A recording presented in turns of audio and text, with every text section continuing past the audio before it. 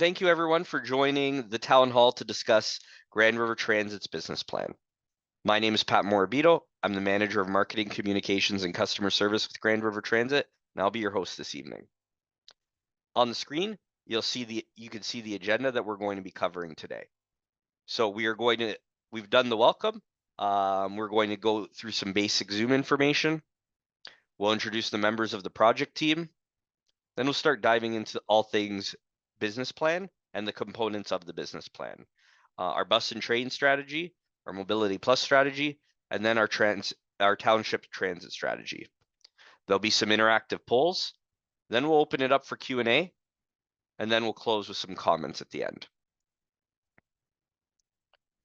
Before we begin, I'd like to begin by acknowledging the land on which we gather today. Is the land traditionally used by the Haudenosaunee, Anishinaabe, and the Chinootan people. I also acknowledge the enduring presence and deep traditional knowledge and philosophies of the Indigenous people with whom we share this land today. Neil, I'll turn it over to you for the introductions. Great, thank you, Pat. Welcome, everyone. Thank you for joining us this evening. I'm Neil Malcolm. I'm the Acting Director of Transit Services with the Region of Waterloo and Grand River Transit. It's great to have you with us this evening, and really an exciting opportunity for us and for the community to kick off the consultation, community engagement around the next 5 years of what are the plans for Grand River Transit and the Region of Waterloo over these next 5 years. And really, it's the perfect opportunity to start this off, seek feedback from the community, our riders, and engage in what do people want to see as we develop these plans to lay the course for the next 5 years. And Pat already mentioned it, but we're really talking about 3 different plans: the GRT conventional bus and train plan, the GRT Mobility Plus and Kiwanis Specialized Service Plan, and the Township Transit Strategy. And what will these plans do? In combination, they're going to guide the next 5 years of transit investments in the Region of Waterloo. We're really seeking to align our services, our policies and programs with the Region of Waterloo strategic plan that's been approved by Regional Council. And it helps Transit Services set a path to achieve the region's commitment to community climate action goals. And transit is a key component of achieving those climate action targets and things we want to achieve in the community. Next slide. And I'll just quickly do a few project team introductions. So the business plan leadership team includes Blair Allen, the manager of transit development, Pat Morabito, the manager of marketing, communications, and customer service, as introduced earlier, myself, the acting director of transit services, and Doug Spooner, who is our acting commissioner of transportation services at the region. And specifically on each of the 3 plans we're going to talk about tonight in more detail, each of the project managers will be here to provide more detail, context, and information about each plan. Kevin Marshall is the project manager for the conventional bus and train plan. Ben Singer, who's an assistant manager in transit operations, will talk about the Mobility Plus and Kiwanis transit plan. And then Blair Allen will discuss the township transit strategy, but also working with Adam Fraser and Chantel Thompson on the development of the township transit strategy. And I'll turn it over to Kevin to kick off the discussion on the conventional plan. Thank you very much, Neil. Be just 1 second here. Thank you for the opportunity tonight. My name is Kevin Marshall. I'm a project manager with Grand River Transit. I'll be touching base on the GRT bus and train plan in a moment. And as our colleagues have mentioned here, many of the plans you'll hear tonight are in direct response to change in Waterloo region. Transit ridership is fully recovered from the pandemic's impacts and is higher than ever before. The region's endorsed a Transform WR as our community climate action plan with a target of 50% greenhouse gas emissions reduction by 2030 and 80% by 2050. And many of those community emissions are related to the transportation sector and the current way people get around in the community. The impact of the housing crisis is influencing where people live and their transportation options in the community. Finally, post-pandemic travel patterns have changed. Many of us, including tonight, we are meeting with you all in a different way than we might have done before the pandemic. More riders are now traveling throughout the day and into the evenings as well. So when we're thinking of our plans, these are some of the key pieces that we need to consider as well. When we look at the GRT Business Plan initiative, what we were just talking about as far as the changes in our community, translates to a really important question. How do we make transit the easy first choice for more people throughout Waterloo region?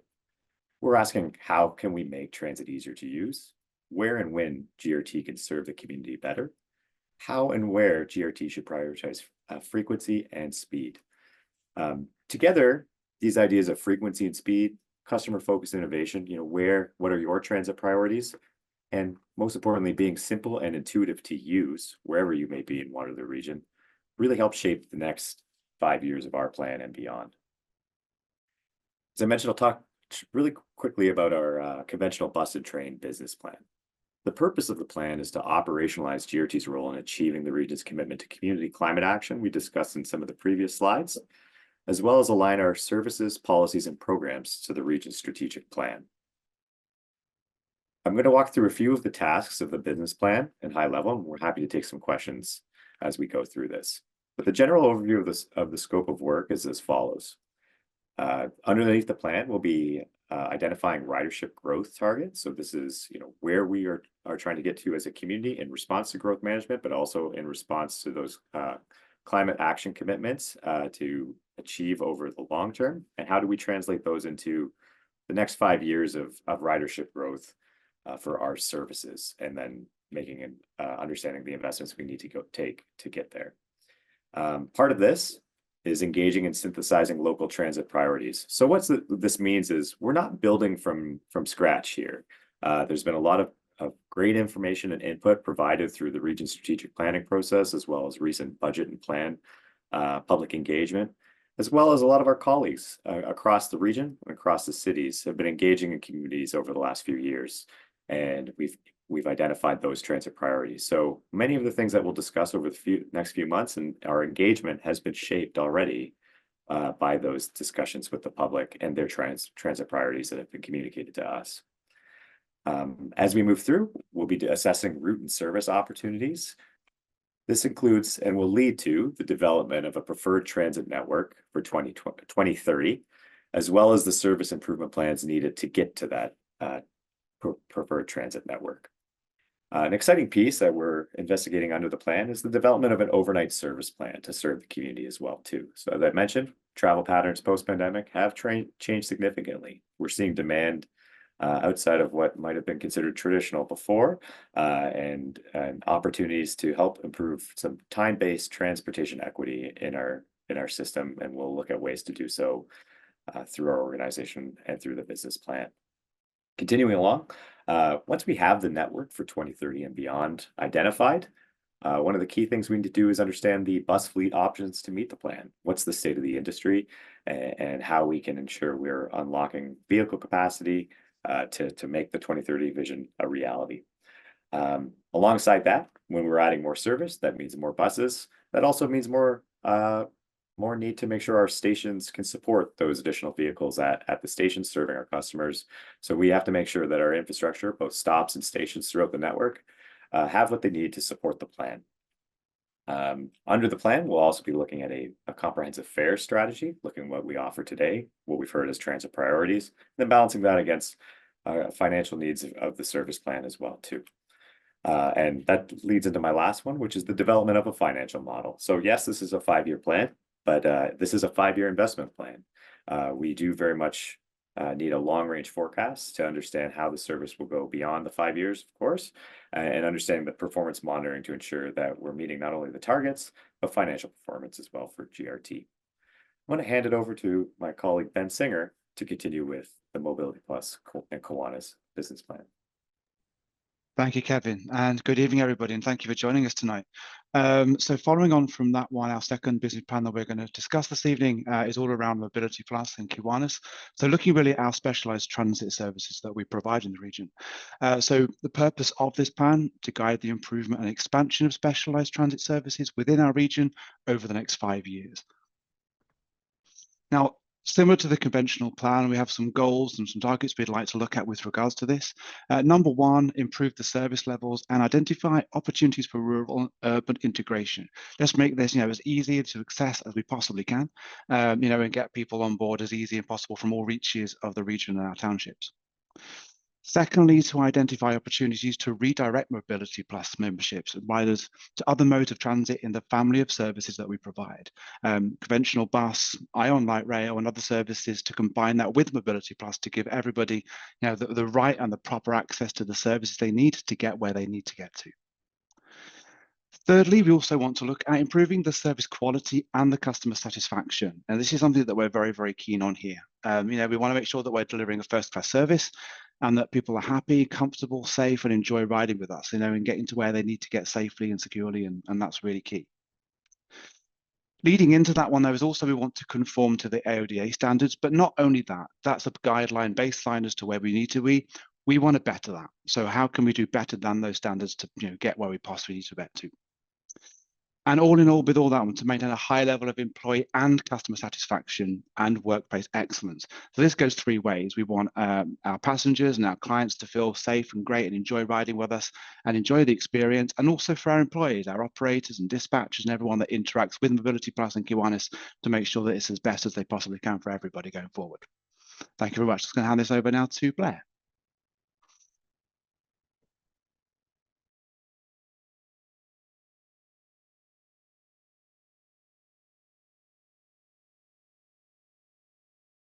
I managed to be the first one who left my mute on when I started. So anyways, I'll start again.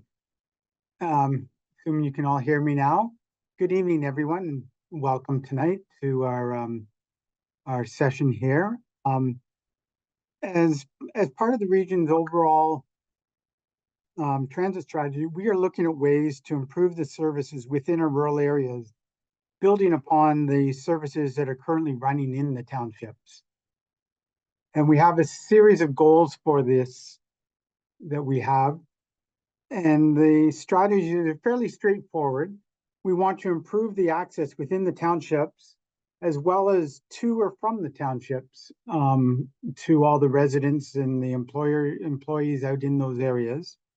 And we want to ensure that we can improve the equity in the service provided to the townships.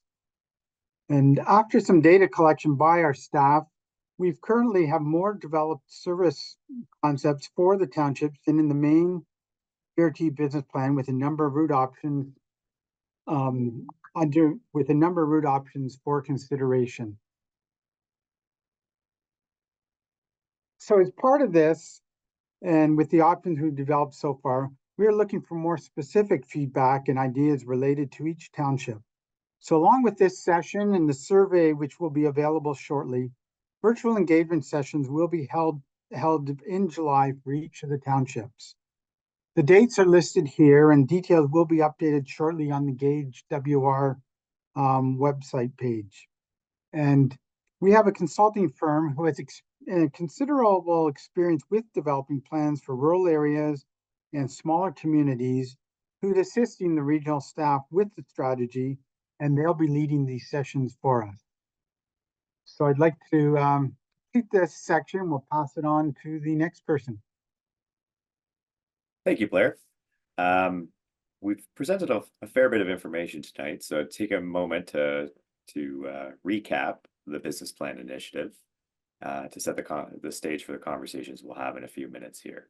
So to summarize, the business plan initiative is a strategic and operational plan. It prioritizes good transit policy, services, and programs for the region of Waterloo and Grand River Transit.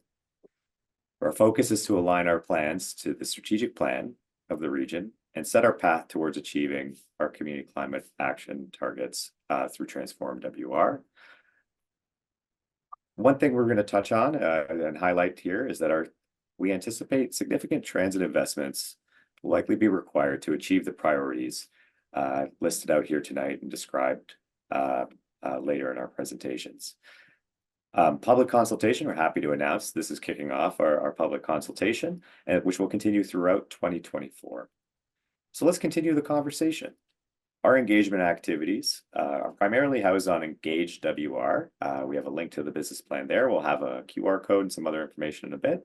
On that page, we also have a live interactive map. We're looking for your ideas throughout Waterloo region. It has information about our current services, where we serve the community today, and we're taking ideas on that, as well as where you'd like us to go in the future and other ideas you have for the service. Our surveys are listed there as well.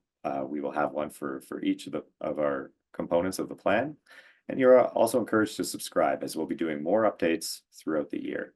Tonight is our virtual town hall. So again, thank you again for those who've been able to join or are listening to this recording. We're also doing some key contributor workshops. We mentioned a few for the township. There's also some sessions happening for key groups throughout the community to help shape our plan long term. You'll also see GRT at community events over the coming weeks and months as we engage with the community in what we're calling pop-ups at other community events, and you'll see GRT there sharing some information. To give you an idea about our project timeline, so June, July, here we are now. Really, this is about launching the project and the big ideas for GRT's business plan initiative, and getting those big ideas from you and others in the community. This fall, we'll be coming back with feedback on draft plans and strategies. A lot of this will be posted and updated through our Engage platform and other events and opportunities to contribute. Later on in the fourth quarter of 2024, or near the end of the year, the region will kick off its 2025 plan and budget input process. That's where you'll start to see some of those first ideas for the first year of the plans start to be refined, discussed, and presented to the public for feedback. After the budget process in 2025, we will be revising our plans, presenting them to council for final approval. So thank you very much. This QR will take you to our Engage platform. We'll also share this information out. We've posted a link in the chat as well. The big question is how we can make GRT the easy choice for you. Why don't we dive right into some question and answers? We've got some questions here. So we are going to dive right in with the first one. So the first one that we have is, are there any plans for service between Waterloo Region and Guelph? Blair, I'll throw that one to you. Thank you, Pat, for that. Yes, it's interesting we have there. And one of the big things we have is we look at service integration throughout the whole PTA and beyond in this area, that we do want to look at how best we can serve our customers. And we are working with our partners in transit to look at the best ways people can move between the various regions. So one of the things that we do have, so we are talking to Guelph, as well as, even more importantly, Metrolinx, who runs the GO transit service, who are most equipped to basically connect the various municipalities throughout the area. We currently have a connect to go fare system at the bus or at the train station to help people with their fares. And one of the things last year, GO introduced a service, the Route 17, which connects the Waterloo region to Guelph and then down into the Hamilton area. And that's one of the, along with the GO train itself, that's another way that they can connect things. So that's a continuous thing that we will be looking at, but it can only be done in conjunction with our various partners. Excellent. Thank you for that, Blair. Next question. Is there any consideration being given to articulated buses? Neil, can you take this one? Yeah, thank you, Pat, and thanks for the question. It's a good question, and certainly articulated or 60-foot vehicles are in our plans. We don't have a definitive timeline for ordering, but definitely one of the things that we needed to have in place was a garage that could handle the maintenance on a 60-foot vehicle, and we have that now when we opened our Northfield operations and maintenance facility 2 years ago. So we have that in place. A couple of the key pieces we need to consider is, what routes would they run on? And there are various routes throughout the system that at certain times of day could use the capacity that a 60-foot articulated bus would enable. So we do have places where we could use them. The other piece is, at stop locations. Most of our bus stops are designed for a 40-foot bus with a front door and a rear door. Not many are designed to have that third door loading and unloading. So we do need to work on some infrastructure to make that a more stops that are really usable for a 60-foot bus. And then think about, what's the right timing to order a 60-foot bus and what propulsion will it be? Currently we have diesel buses and hybrid buses. We're piloting fully electric buses. And then really, for an articulated bus, what would it be? Would it continue to be a hybrid, or more likely perhaps down the road, a fully electric vehicle? So a few choices to make on the propulsion system. that will help us determine the timing. But short answer is yes, we are looking at them. Don't have an exact order date at this point. Thank you, Neil, for that. All right, the next question here that we have is, what is the plan for upgrading existing bus stops to provide more amenities to make them friendlier to riders? So for example, additional shelters, benches, garbage cans. Blair? Yes, thank you for that question. It is something that we do on an annual basis. We have a capital budget that we address this issue and adding stops or adding pads to our stops to make them more accessible, as well as looking at shelters and adding a number of those each year. One of the things that we do recognize is that we need more budget to do more of it, and we will be looking to see how we can expand the program that we currently have to be able to introduce more amenities faster over the next several years, recognizing that this really does benefit the customers as they wait for a bus or get on and off the bus and connect to the rest of the system, sidewalks and so on, to continue their journey.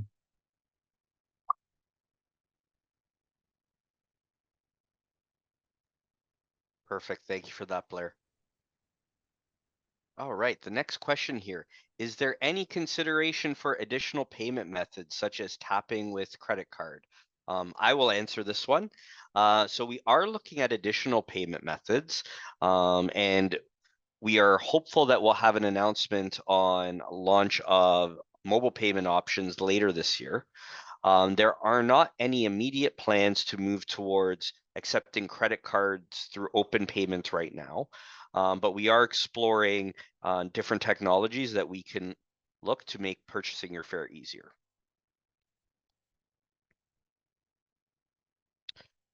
Next question is, I think it's really important to improve travel times to better appeal current car commuters.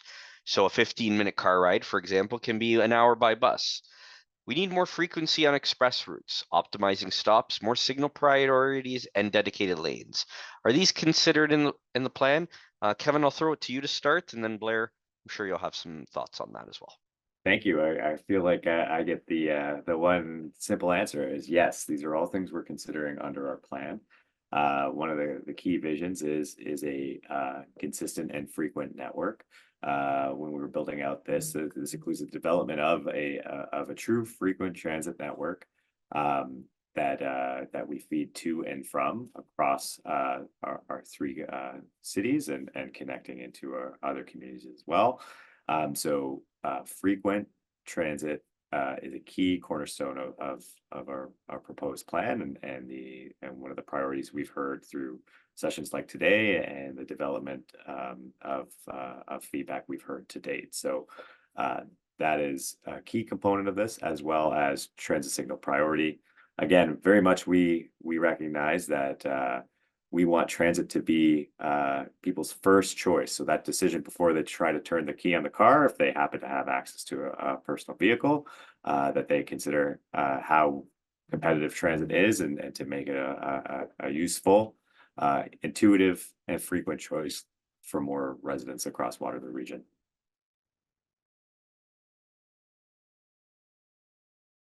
Thanks, Kevin. Blair, anything to add to that before we move on? No, I think that is good. It's something consistent that we're looking, as he said, all those are under consideration, and we'll see what we can do as we go along.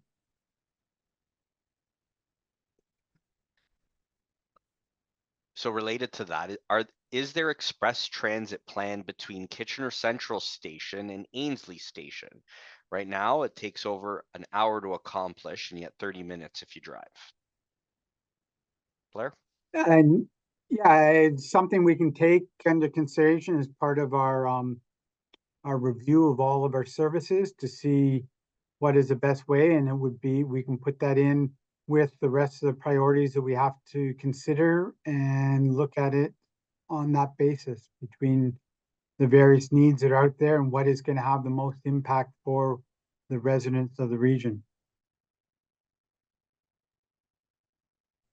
Excellent. Thank you for that. The next question, are there considerations for GRT to adopt the Presto card as a possible payment method? I'll take this one. There are no immediate plans to move towards Presto. Currently, we use the EasyGo Fare Card system. And as I mentioned earlier, we are looking at additional different ways to pay for your fare, but there are no immediate plans to move to the Presto system. Next question here, regarding demographic information and what kind of demographic information on ridership do we have? Blair? Pretty wide question there in terms of what demographic we have. Some demographic information on terms of the types of riders we have, both between what we have, what other departments collect as part of what's called the Transportation Tomorrow survey that's done throughout the whole GTA, census data, and so on. That we do look at that and we evaluate that as part of our processes. We collect a large amount of data, and demographic is one component of that.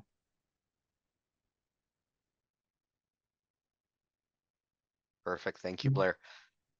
All right. So the next couple of questions, there's a couple of different questions around fares. So a question regarding whether or not we will restore student and senior fares, question about free rides for seniors or for children, and or potentially raising our threshold on kids riding free. So I will answer all of those questions. So currently, for those who are unaware, kids under the age from 4 and under do ride free with the with a fair purchasing person riding with them. Currently, Grand River Transit uses an income-based system for fares over a age-based system, which means we use our affordable transit program to qualify those who to give fare discounts to those who need it the most, right? So for those who qualify from an income threshold perspective, as of July 1st, they'll actually get a 50% discount off their transit fares. Currently, there are no plans to restore a student or senior discount because we are focusing on a income-based philosophy. There will be some analysis throughout the business plan on age-related discounts for children, and we hope to provide some findings throughout the course of the business plan.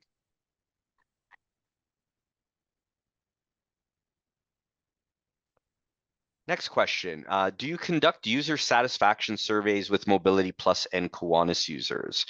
I'll handle this one. So yes, we do user satisfaction services for surveys for all of our services, so Grand River Transit and Mobility Plus. For example, we did one earlier this year that touched on both of those groups, where we asked the public's opinions on frequency, speed, comfort of rides, value in fares, and a lot of other different questions. So we should be providing a summary of that survey to the public by late summer at the latest. But yes, we do those regularly, usually on an annual basis. Next question refers to service to the airport. So are there plans for regular bus service to the airport, and ideally from Central Station? Blair, another one for you. Yes, Bud. Currently, we do have a Route 79 Breslau service, which is an on-demand transit service. It's often used in many municipalities for areas where the demand is a bit lower. And as of this week, the service now does provide service directly to the Central Station as an option for travel. In the fall, in September, we will be introducing a new route to the airport from the Sports World Transit Terminal. So if you can stay tuned for more information on that on our website. And beyond that, any other service would be part of our review through the business plan, both the township plan as the airport is out in Woolwich, as well as through the general business plan to determine what other options may be considered over the long term. Thank you, Blair. All right. Would GRT consider all-door boarding on buses to improve speed and punctuality? Kevin. Well, thank you.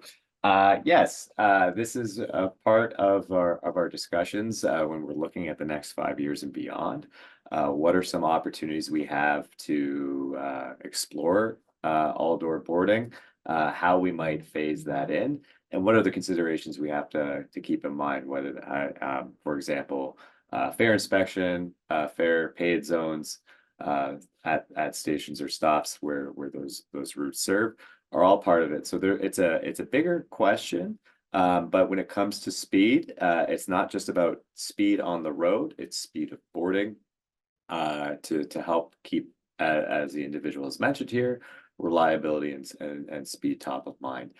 So yes, this is something we've been tasked with investigating under this plan, and we're looking forward to seeing what that may look like. And to kind of tie it back to a previous question around articulated buses, when we consider fleet options moving forward, that's a key consideration when we look at larger vehicles as well. So those pieces aren't completely dependent on one another. But it is a key component that we have to consider for that part of the plan as well. Thank you. Thank you, Kevin. All right. Next question here is, what is the current status of the Conestoga Station redevelopment project? Blair, over to you. Yes, thank you.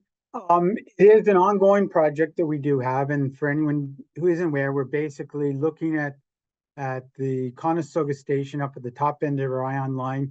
Is the terminal, the original bus terminal was built in 1996 and needs some refreshing and improvement there. And we want to look at both upgrading the amenities as well as long-term looking, as well as whether we need more capacity there. So we do have a consultant engaged on that with us, and we are in discussions with the mall owners and the developers for that site to just determine the best options. And the timelines are not set right now.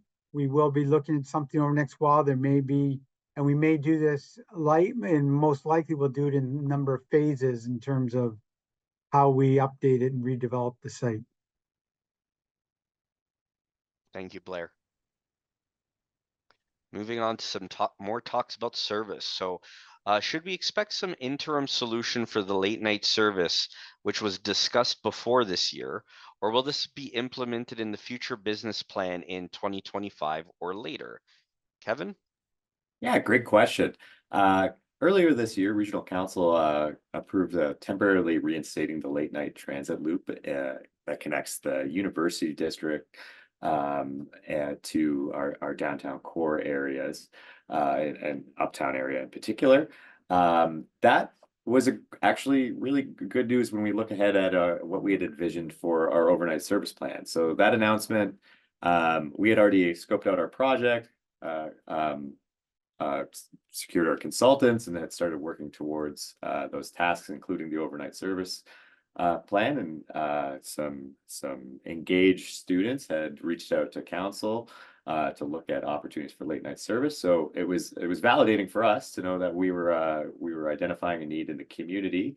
However, and as discussed in council too, one of the key pieces of our plan is to look at our system as a whole, where we need to serve, or where we can serve the community at large overnight, and not just a dedicated a student late night loop, but how we can expand that to be a true overnight network that serves many key areas of our community. So the short answer is yes, council has advanced the late night transit loop for to serve the student demand and reinstating a service we previously had.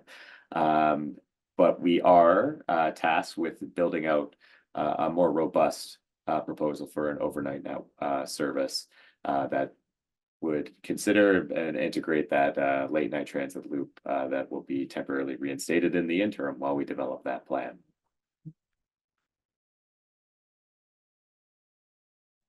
Thanks, Kevin.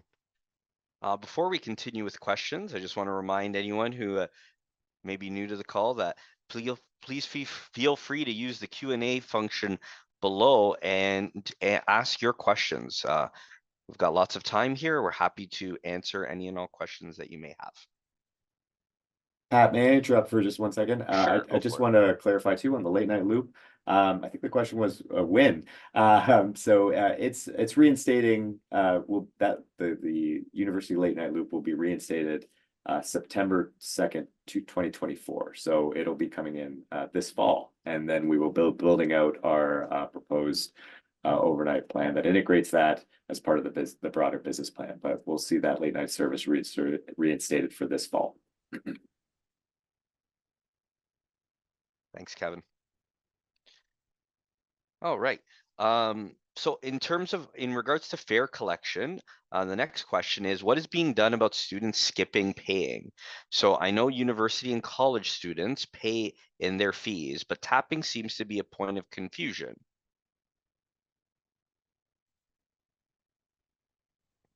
I could take this one as well. Thanks, Kevin. This is one piece. It ties in a bit with our rear door boarding conversation. So for those unfamiliar, when boarding a bus, we tap on the vehicle. When you board on the Ion trains, we actually tap on the platform before boarding the vehicles. We do education with our student partners and others in the community. Our fare inspection teams do education in real time for individuals, particularly around the students groups. I think the commenter made a good point. Most of our student population is on our Universal Transit Pass programs. Especially this fall when the Conestoga program launches alongside the two university ones. So what we try to do is education because that TAP activity is actually really important to demonstrate the investment in light rail stations as well too. So this is an education piece we continue to do and make it part of our communications when we engage with our student groups and other unlimited pass holders. So adult monthly pass holders, for example, too. Thank you. Thanks, Kevin. All right. Next question here. So with busier roads like Hespeler Road and Cambridge, have bus lanes across the whole road. So having bus lanes, dedicated bus lanes, gives another reason for car owners to use transit. So the question here is, are we considering dedicated bus lanes? Blair, over to you. Short answer is yes. Where? It's something that we aren't determined. When we look back at one of the earlier questions about all the various aspects, such as transit priority measures and various things, we already have a number of measures out there, such as queue jump lanes, and even at King and Victoria, where the buses can turn left from the right-hand lane that we have in place. We have a working group at the region now of staff working between both transit staff as well as the transportation planning staff and our design and construction staff and the people who work with our traffic signals and so on, who are looking at all different measures for transit priority. And that being one of them would be bus lanes. Hespeler Road itself is an interesting case because it is also right now, it is the corridor for stage 2 Ion, which is right now undergoing the business case evaluation for it. So until that's reviewed, that will probably have a impact on whether we would look at it for that type of road. But we are looking for it in various places, and where opportunities arise, staff will look at it and determine how we can best make use of those type of corridors.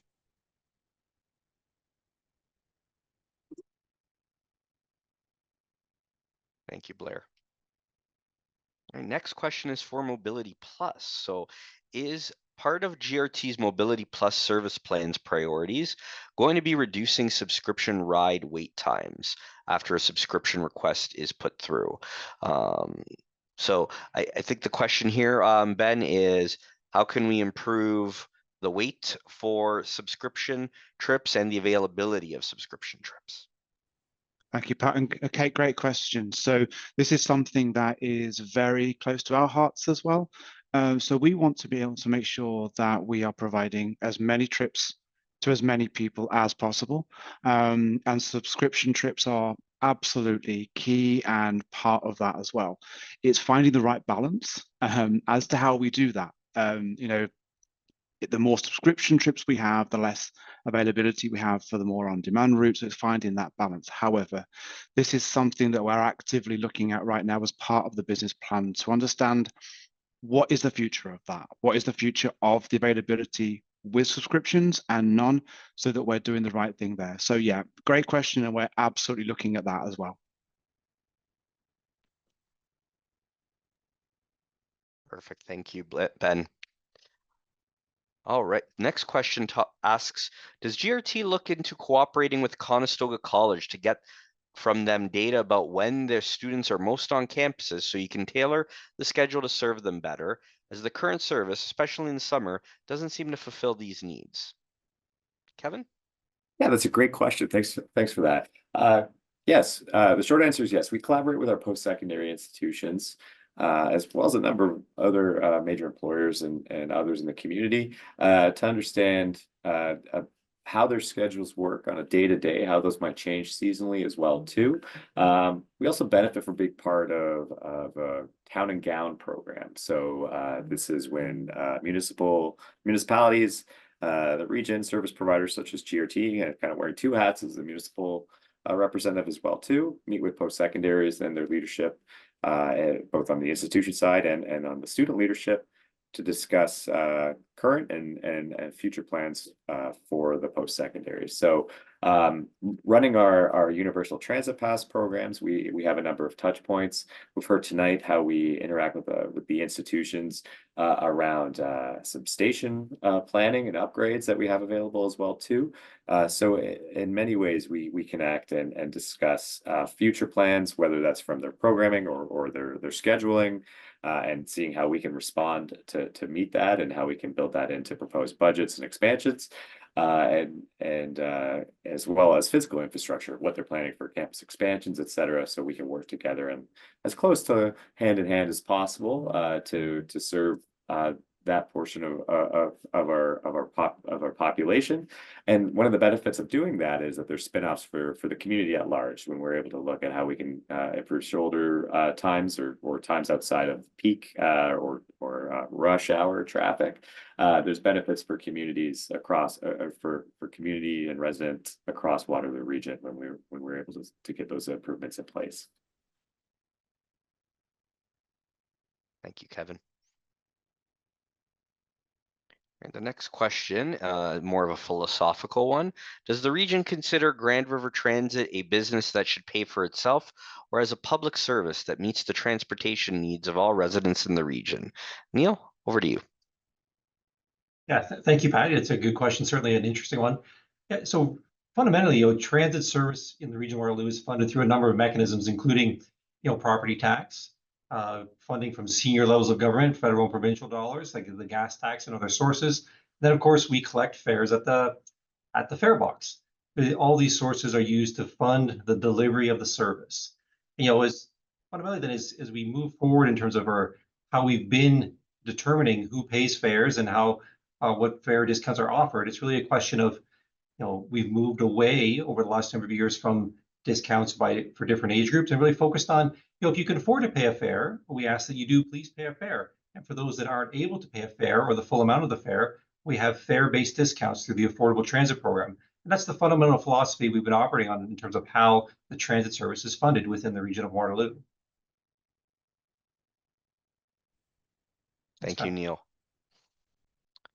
All right. Another question about BRT. So are bus rapid transit corridors being considered to provide better transit throughout the city soon, with a goal to collect data around future ion tram routes? Blair, over to you. Thank you. Yeah, similar to my earlier comments about bus lanes and priority lanes such as that, we are considering those.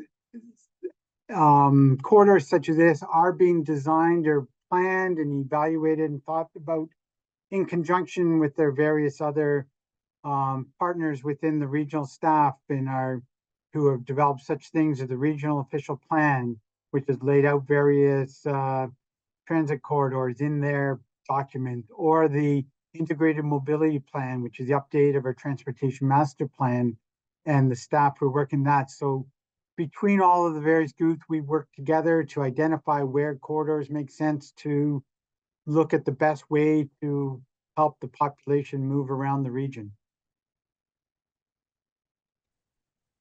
Thank you, Blair. Next questions, technology focused. The tap machines at many of the ION stations are very difficult to read, especially in bright sunlight, and for those whose eyesight isn't great. Can this be addressed? So yes, we are looking at future enhancements to platform validators. We are aware of sometimes the glare that could be caused, especially with the slanted angle of the platform validators. So we're looking at potentially retrofitting some sort of covers to help with that. That'll make it a little bit easier to read. We don't have timelines right now on when those will be ready, but it is something on our radar as we've heard this feedback from our users. Next question, more of a long-term planning question. I've seen hints that the region is considering Victoria, Highland, Ottawa, or University and King as potential phase 3 routes for ION. Could you provide any insight on how you might decide what route will be targeted to be built after the Cambridge extension is complete, and roughly when we could expect to hear that phase 3 planning is started? Blair, over to you. Again, as planners and big picture thinkers, we love to think about phase 3 or phase 4 or phase 5 as we go forward. Although right now our main focus is still on the business case for the stage 2 ION down into Cambridge. We are looking at some of those corridors. They have been looked at through some of the official plans. The official plan does flag Ottawa Street as a potential corridor that will be evaluated over time. In terms of when we're going to start actual sort of detailed planning, as I said, we really want to get a bit further on our stage 2 work right now before we heavily work on that. But through our integrated mobility plan, we will be evaluating that in our discussions with other staff members.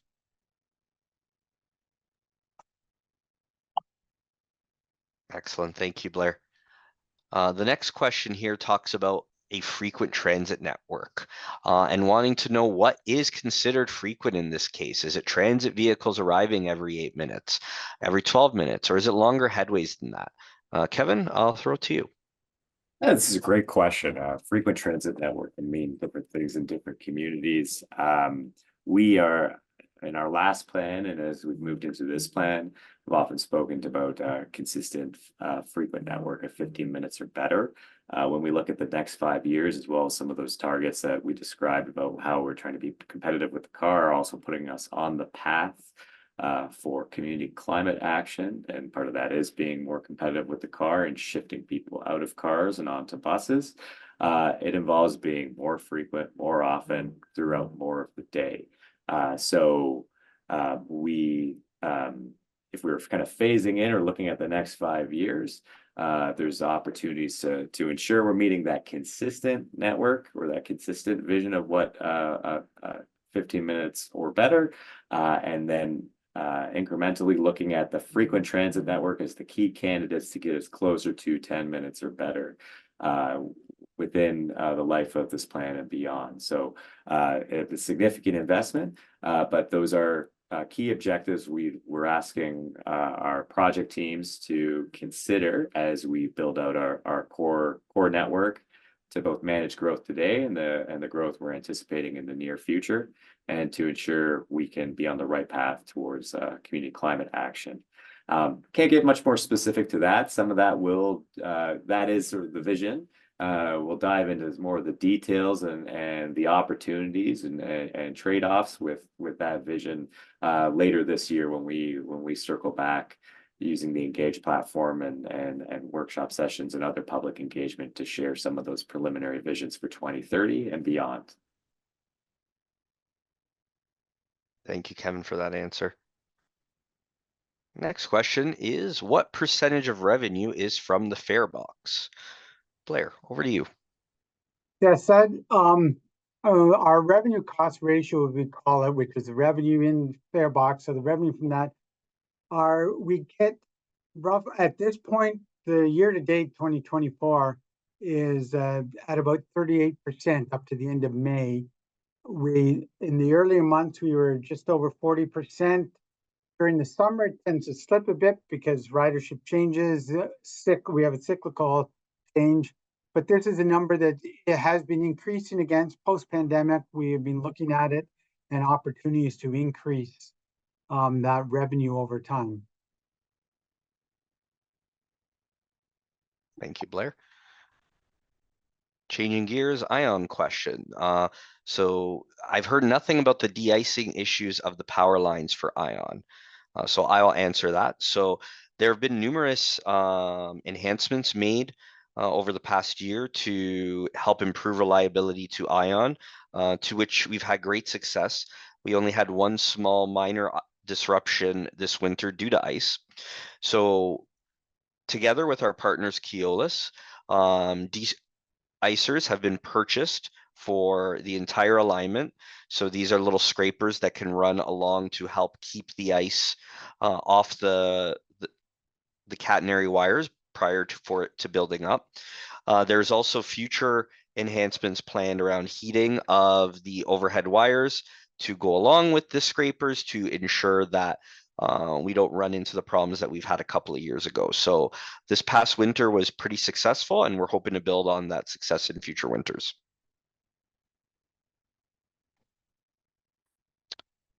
Next question.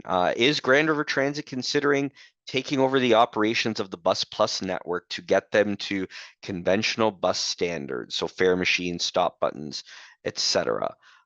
Blair, over to you. Yes, and I'll just get some background for anyone who's not familiar with what Bus Plus is. Bus Plus is part of our conventional transit fleet, but it's operated by a contractor that we have with smaller vehicles, generally 25-foot vehicle that can carry about 19 seats and with a number of standing passengers as well. And the purpose of Bus Plus is a couple-fold. It's to recognize that some areas don't have high ridership, and that there's still warrant for transit service in that area. One of the examples we mentioned earlier was out to Breslau, where we have lower levels of service or ridership, but we can provide this service.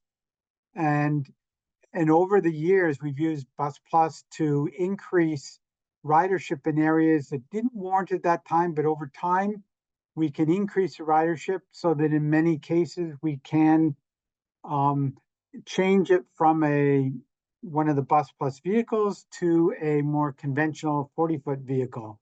And we've done that numerous times over the years since we started this service. Our next example is actually this fall when in the Maple Grove Business Park area, we will be converting part of the route to a conventional bus and reallocating the resources that we use with Bus Plus into another part of that area to add that airport service, as I mentioned earlier. In terms of us taking it over, it is run by GRT, by our service, with the one difference being that it is contracted. The actual vehicles are owned and operated by a contractor to us.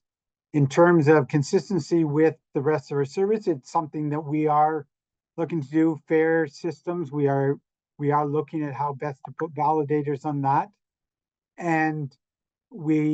But in terms of the size, it's going to be smaller. We don't have any plans to change it from a contracted service at this time. However, as we go forward, that's something that through various business plans, through other avenues, we would look at to see what is the most effective way to provide that service. Thank you, Blair. We've got a couple more questions here in the queue. Before we answer them, I just want to remind you all to submit those questions if there are any, or you can use the QR code or link that you see here on the screen, and you can go in and share your thoughts on online, or even any big ideas you have for the service. It's not just about sharing questions, but feel free to share your big ideas that you have.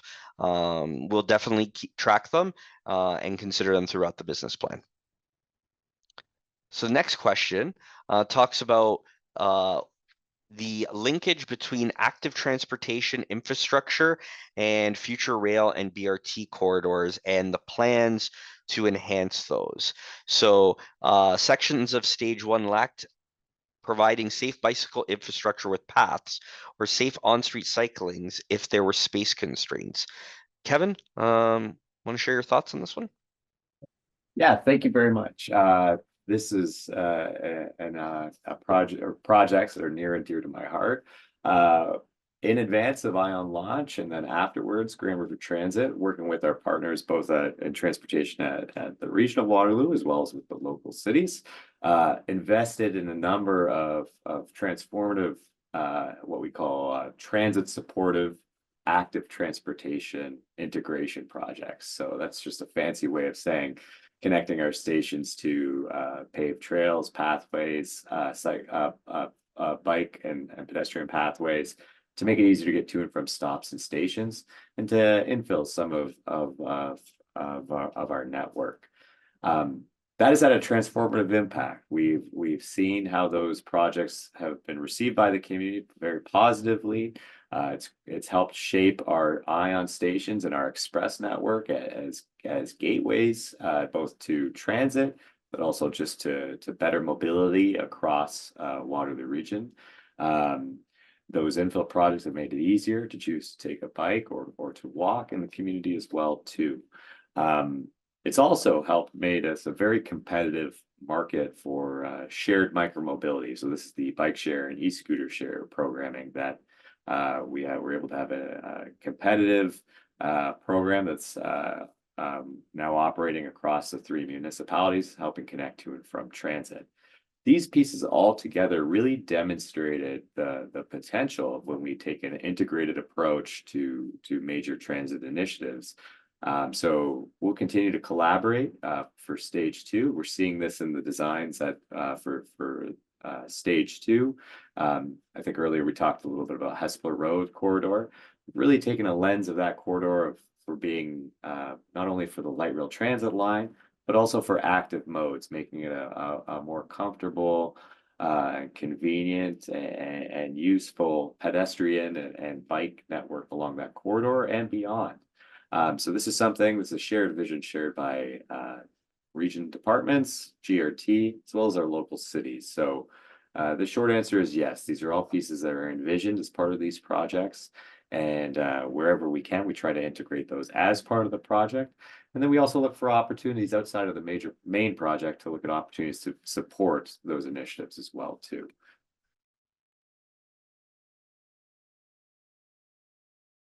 Thank you, Kevin. Ridership question now. How does ridership differ between Saturday and Sunday? And would Grand River Transit consider providing consistent service across both days instead of reduced levels on Sunday? Blair, over to you.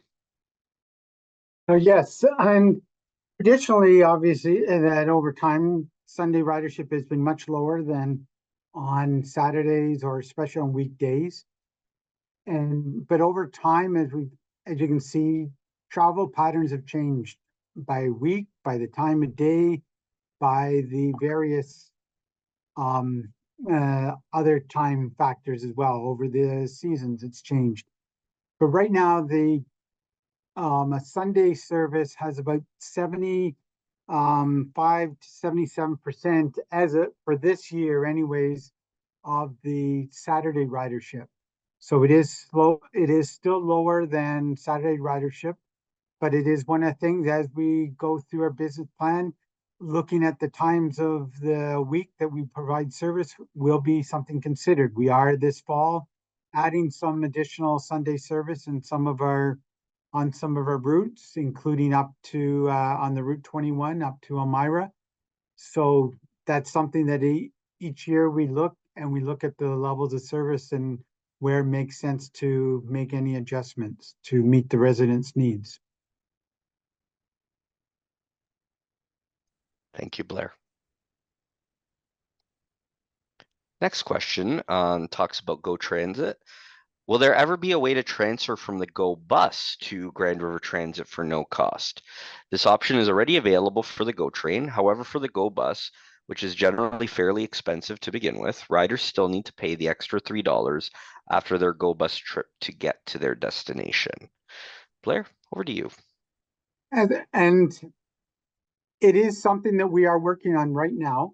And while we can't give anything firm, I don't want to give anything firm right now. It is something we've had discussions with Metrolinx on. Originally, the program to pay for Go Transit was for the trains. It was originally designed to reduce the loads at their parking lots along the Go service, and they've gradually over time expanded that. And a couple of years ago, Go Transit took over, so they pay the full cost of anything to the local transit system that is done, the cost to them. And our next thing is to look at other locations where we can add the similar Connect to Go validator that we have at the VIA station and put it at other places where the buses now connect. That is a policy change that we have to work with Metrolinx, but we don't have the final timing yet. But as soon as we do having that, we will advertise that through our regular channels to let people know about it. Thank you, Blair. Next question. What is the status of Central Station? A couple questions here on Central, so I'll merge them together. What is the status of Central Station? Could any temporary improvements be made to the existing train station to ease traffic flow and improve pedestrian connections to Weber and Victoria? Also a question on when is the new transit hub going to open? Kevin, I'll throw to you first, but Blair, I imagine you'll add some points to this one too. Thank you very much. I'm excited to share. I'll speak to the Go Via station, the current station located at Victoria and Weber. I'm familiar as a train rider myself of there's some opportunities for access improvements to that site from King and Weber. It's something we've heard from the public as well too. And this is a really good example of when we're able to collaborate across departments outside of GRT with our city and region transportation partners to look at opportunities and solutions to sometimes challenging projects. I'm happy to announce there's a contract for some road reconstruction, rehabilitation works for Victoria Street North that is directly in front of the Victoria and Weber Go Via station. And under that contract, we'll be doing a multi-use path improvement from Victoria Street North at Victoria and Weber intersection to the Kitchener Go Via Rail train station. So this, those familiar with the area, this is the particularly challenging point. People are kind of taking the understandably the most easier intuitive access to the train station. So we're improving that environment to make it easier to do so, especially carrying bags or luggage or with a family or a group.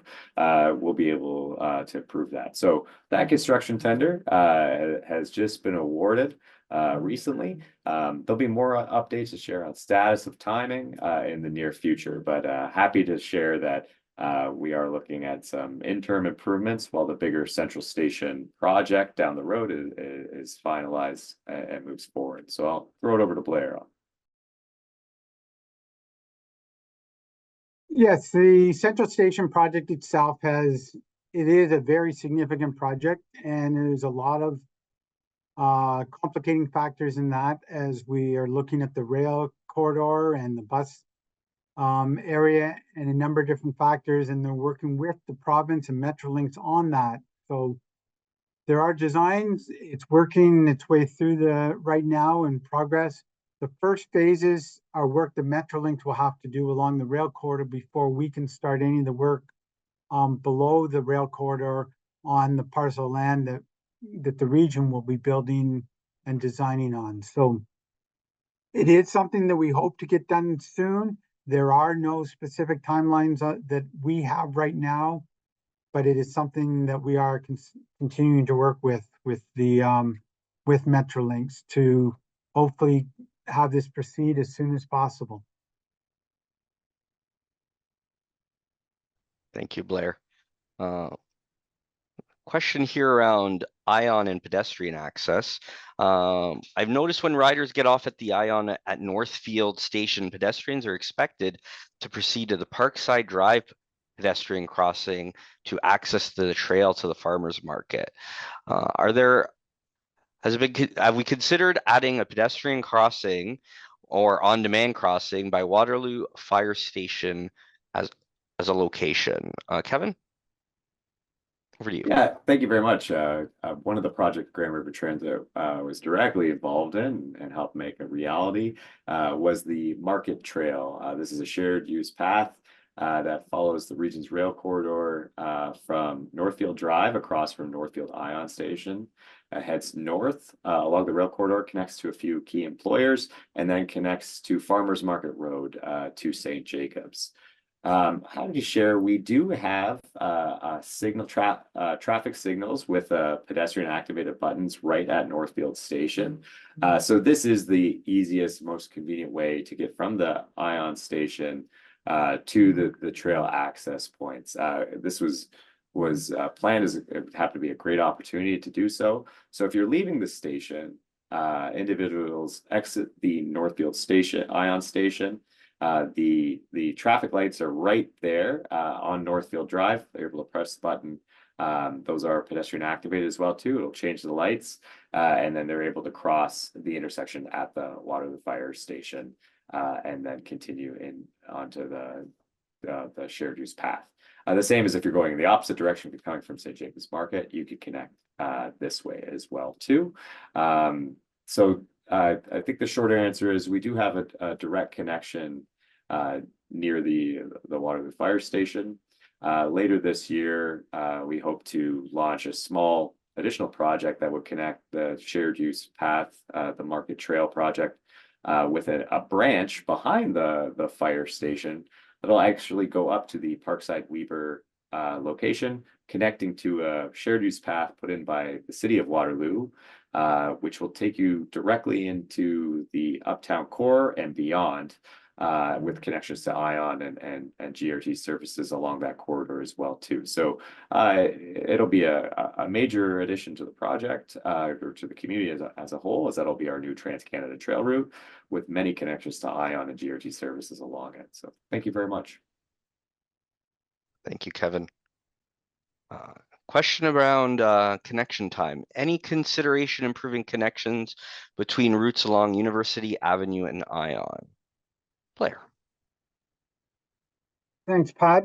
Again, it is something we are looking at to connect into either the UW station as the primary one or any other stations. That is something we are considering. We've always been looking at it. It's something we have to work with our partners at the university and see the best way to make that work. So it's something that we're always considering, and will be as we get the opportunity, when we will make adjustments to change the routing structure to better connect them.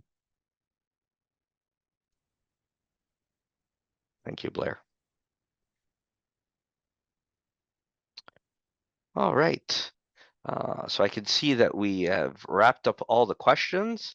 So I want to, on behalf of our team, I want to thank everyone who took the time to join us tonight.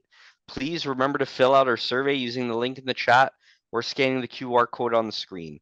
We'll be continuing to collect feedback throughout the month of July. Have a great evening, everyone. Thanks again.